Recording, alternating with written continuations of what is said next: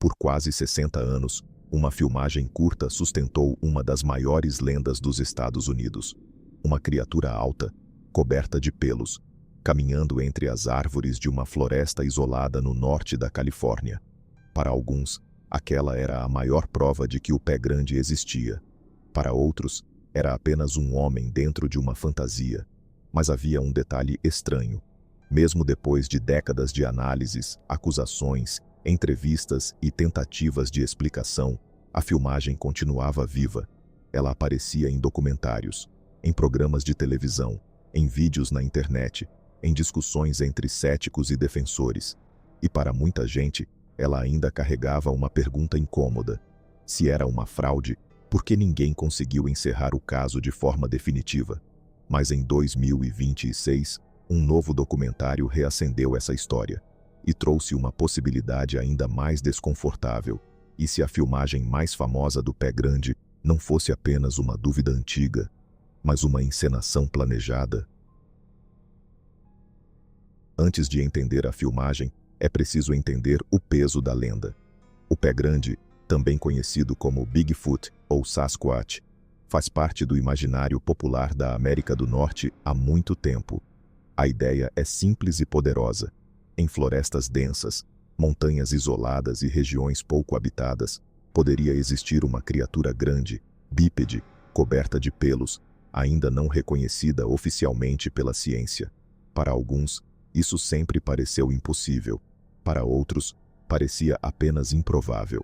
E o improvável, quando encontra uma boa imagem, pode se transformar em crença. Nos anos 1950 e 1960, os Estados Unidos viviam um período em que histórias sobre monstros, criaturas desconhecidas e mistérios naturais chamavam muita atenção. Pegadas estranhas, relatos de moradores, fotos borradas, testemunhas dizendo ter visto algo entre as árvores. Tudo isso criava o ambiente perfeito para uma lenda crescer. Mas lendas costumam depender de relatos, de histórias contadas de boca em boca, de pessoas dizendo que viram algo, mas sem conseguir provar. A filmagem Patterson-Gimlin mudou isso, porque pela primeira vez, muita gente acreditou que estava vendo o pé grande com os próprios olhos. A história oficial começa em 20 de outubro de 1967. Roger Patterson e Bob Gimlin estavam em uma região conhecida como Bluff Creek, no norte da Califórnia. Segundo a versão deles, os dois estavam a cavalo, explorando a área, quando avistaram algo inesperado. Uma figura grande, peluda, andando sobre duas pernas. Patterson teria conseguido pegar a câmera e filmar a criatura por alguns segundos. A imagem não era perfeita, era tremida, granulada, distante, mas era suficiente para mostrar uma silhueta caminhando pela clareira. Em determinado momento, a figura vira levemente o corpo e olha na direção da câmera. Esse momento se tornou uma das imagens mais famosas da cultura do pé grande. O vídeo era curto, mas a pergunta que ele deixava era enorme. O que exatamente estava caminhando naquela floresta? Uma criatura desconhecida? Um animal mal identificado? Ou uma pessoa usando uma fantasia? O motivo da filmagem ter sobrevivido por tanto tempo não foi apenas o mistério. Foi a sensação de que havia algo nela difícil de explicar. Defensores da autenticidade apontavam o jeito como a figura caminhava, a largura dos ombros, o balanço dos braços, o movimento do quadril, a forma como o corpo parecia se deslocar com peso. Alguns argumentavam que, em 1967, criar uma fantasia tão convincente seria difícil. Não impossível, mas difícil. Especialmente em uma filmagem feita em uma região isolada, com poucos recursos, sem computação gráfica e sem os efeitos modernos que hoje qualquer pessoa reconhece. Outro ponto usado por defensores era a consistência do testemunho. Bob Gimlin, ao longo das décadas, não saiu publicamente dizendo que tudo era uma fraude. Pelo contrário, ele continuou sustentando que viu algo que não conseguia explicar. Para quem acreditava, isso era importante, porque fraudes costumam rachar com o tempo. Alguém fala demais, alguém se contradiz, alguém entrega o segredo. Mas o caso Patterson-Gimlin parecia resistir, e cada ano que passava aumentava o mito. Mas para os céticos, a própria força da filmagem era o problema. Porque, se aquele era realmente um dos maiores registros de uma criatura desconhecida, por que tudo dependia de poucos segundos de imagem tremida? Por que nunca apareceu um novo vídeo com clareza semelhante? Por que não havia evidência biológica sólida? Nenhum corpo, nenhum DNA aceito pela comunidade científica, nenhum vestígio definitivo. Além disso, havia a figura de Roger Patterson. A Patterson já tinha forte interesse no tema do pé grande. Não era um homem comum que, por acaso, encontrou uma criatura impossível. Ele já estava procurando por aquilo. Isso não prova fraude, mas muda a leitura do caso, porque quando alguém sai procurando um mistério e volta exatamente com a imagem desse mistério, a pergunta deixa de ser apenas o que foi filmado. Passa a ser também qual era o interesse por trás daquela filmagem. Céticos também apontaram o contexto cultural da época. O público queria acreditar. A televisão queria histórias. Documentários e programas exploravam o desconhecido. E uma criatura filmada em uma floresta americana tinha todos os ingredientes para virar fenômeno. Uma imagem borrada pode ser fraca como prova, mas pode ser fortíssima como símbolo. E o Patterson-Gimlin Film se tornou exatamente isso, um símbolo. Durante décadas, o caso ficou preso nesse impasse. Defensores diziam que o vídeo era impressionante demais para ser falso. Céticos diziam que era fraco demais para ser prova, e a filmagem continuava no meio, sem resolver nada. Mas em 2026, o documentário Capturing Bigfoot, dirigido por Mark Evans, trouxe uma nova camada para a história. Segundo reportagens sobre o documentário, Evans teria recebido acesso a um rolo antigo de filme de 16 milímetros, encontrado em um cofre depois de décadas.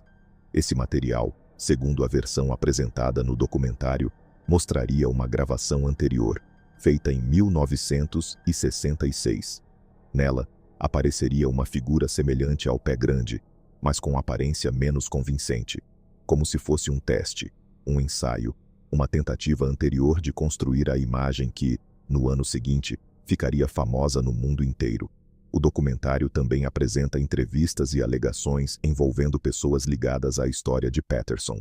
Entre elas, a afirmação de que o próprio filho de Roger Patterson teria ouvido dentro da família que a filmagem era falsa. Essas alegações são fortes, mas precisam ser tratadas com cuidado, porque uma coisa é dizer que o documentário apresenta uma nova versão. Outra coisa é afirmar sem ressalvas que o mistério acabou. O mais honesto é dizer o seguinte: Capturing Bigfoot colocou uma pressão enorme sobre a versão clássica da filmagem, mas parte da comunidade ainda resiste. Alguns acreditam que as novas evidências são suficientes para encerrar o caso. Outros dizem que ainda faltam provas públicas, análise independente ou acesso amplo ao material. E esse é o ponto mais interessante. Mesmo diante de uma possível explicação, o mito não desaparece facilmente. A filmagem Patterson-Gimlin talvez seja menos sobre uma criatura na floresta, e mais sobre como as pessoas lidam com o desconhecido, porque o pé grande ocupa um espaço curioso. Ele não é exatamente sobrenatural, não é um fantasma, não é uma entidade.